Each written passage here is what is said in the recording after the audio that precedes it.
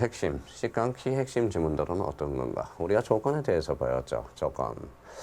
조건은 사적 가치의 사적 자치에 은 것으로 당사자가 그 의사에 의해서 이미지로 정한 것이어야 한다. 그래서 조건은 누가 부과하는 거다? 당사자가 부과하는 뭐예요? 약관이라고 그랬죠. 그래서 당사자가 부과하는 약관, 그래서 부과한이다. 당사자라는 것은 법률행위죠. 그러니까 그 의사에 의해서 임의로 정한 것, 이게 바로 뭐예요? 조건이 됩니다. 법정 조건, 법률 규정이죠. 법정 조건이라는 것은 여기 법률 규정, 법률행위 부관으로서 조건이 아니다. 그럼 법정 조건은 결론적으로 조건이 아니라는 거고 당사자 임의로 부과한 것이 아니기 때문에 되었다라는 거예요. 그래서 우리가 부관의 개념, 요 두 개는 부관의 개념을 우리가 잡고 있는지를 다시 한번 확인해 둘 필요가 있어요. 두 번째입니다. 조건을 붙이는 것이 허용되지 않는 법률행위에 조건을 붙이는 경우 그 조건만이 무효로 되는 것이 아니라 법률행위 전부가 무효로 되는 것이 원칙이 있다. 그래서 우리가 대표적으로 이제 가장 조건이 있었죠. 가장 조건은 대표적으로 뭐가 있었어요? 기성 조건이 있었고 불법 조건이 있었어. 조건이 불법이면 그 효과도 무효가 되는 거죠. 대표적으로 원칙이. 그 다음에 불법 조건이 있었고 불능 조건이 있었고 그 다음에 뭡니까? 바로 우리 불능. 기성 조건, 불능 조건, 불법 조건, 그 다음에 이제 대표적으로 이런 것들이 있었죠. 그러면 결론적으로 1번에 조건이 선량한 풍속 기타 사회질서에 위반한 것일 때 그 조건뿐만 아니라 법률행위 전부가 무효로 된다는 거예요. 이번엔 분부관계의 종료를 해제 조건으로 줬다 뺏어와요. 이건 나쁜 놈이죠. 줬다가 뺏어오는 게 어디 있어요? 주면 줘버리지.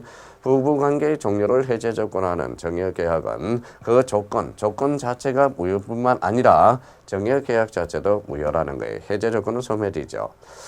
조건을 붙인 상계라는 것은 상계예요. 상계의 의사표시는 조건만 무효가 아니라 그 상계에 대한 의사표시 자체가 무효라는 것. 그래서 조건과 관련돼서 하나, 둘, 요 세 개 지문에 대해서 추출제되는 것들입니다. 요거에 대해서 지금 키 핵심 지문들이에요. 요 키 핵심 지문은 리피트 하시라고 요거에 대해서는. 그래서 조건과 관련돼서 하나, 둘, 셋, 세 개에 대해서 확인해 둘 필요가 있다라는 거. 다음을 보시죠.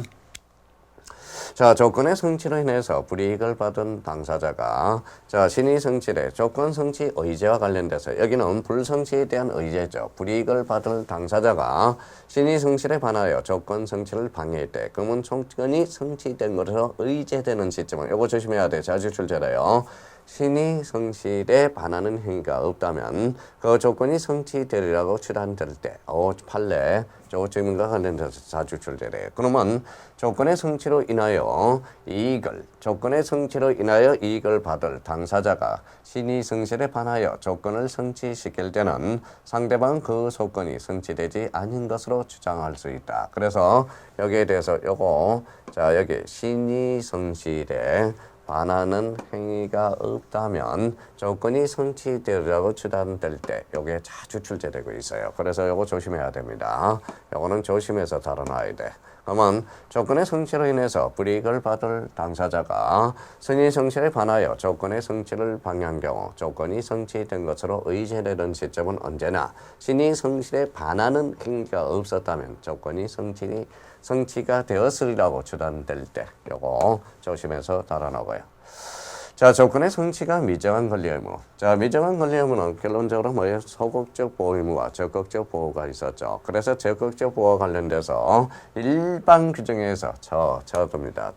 그 다음에 여기 봐봐요. 상입니다. 상. 그 다음에 여기 뭐예요? 보호. 그 다음에 담. 그래서 처상보담. 그래서 이거는 대표적으로 이제 적극적 보호 의무가 적극적으로 보호해 주는 거죠. 그래서 처분도 할 수 있고 상속도 할 수 있고 보전도 할 수 있고 담보로도 할 수 있다라는 거예요. 다섯 번째, 어떠한 행위가 정치조건적 법률행위에 해당하는 사실에 대한 법률행위 힘을. 그러면 요거는 정치적 업무라는 것은 발생이거든. 그러면 요거는 장차 발생이야. 장차 발생.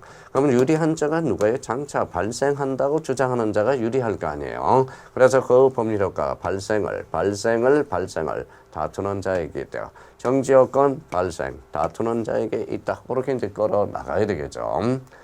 자, 정지 조건의 성취에 대한 증명 책임은 조건의 성취로 법률행위. 여기도 마찬가지예요. 발생, 여기도 발생의 의미가 있죠. 그래서 발생하였다고 주장하는 자에게 있다라는 거.